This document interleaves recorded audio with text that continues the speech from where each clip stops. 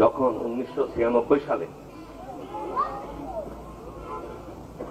ইসলামী কিছু সাহিত্য বই আমাকে যারা দাওয়াতে আসেন বাড়িতে তারা পড়তে দিলেন, এর মধ্যে ছিল ইমানের হাকিকত, নামাজের হাকিকত, ইসলামের হাকিকত, এই কিছু বই আমি পড়ার পরে আমার মনে হলো আমি নতুন কিছু পড়লাম। আমি মুসলমান ঘরের সন্তান ছিলাম, আমার ওইসব বই পড়ে মনে হলো আমি মুসলমান ঘরের সন্তান হলেও আমি মুসলমান না। মুসলমান হতে গেলে যা দরকার তা আমার মধ্যে নাই। আমাদের সমাজে ইসলামী সাহিত্য বলতে মকসুদুল মুমিনিন আর নিয়ামুল কোরআন, এইগুলো ইসলামী সাহিত্য না। ইসলামী সাহিত্য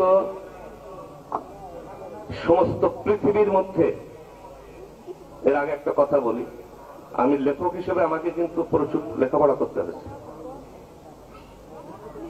কিন্তু সমস্ত পৃথিবীর মধ্যে একমাত্র লেখক মনে হয়েছে মৌলানা আবুল আলা মওদুদী রহমতুল্লাহ।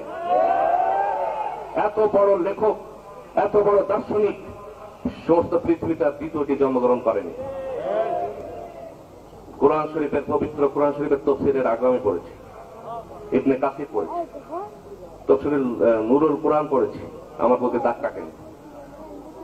আমি ইসলামী সাহিত্য পড়ার পরে পরবর্তীকালে যখন তাফহিমুল কোরআন পড়লাম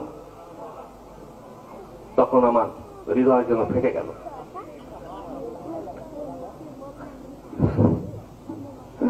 আল্লাহর রহমতে আমি ফিল্ম থেকে তওবা করলাম যে আল্লাহ যতদিন আমি বেঁচে থাকবো তুমি বাঁচিয়ে রাখো, হালাল খাও আমার।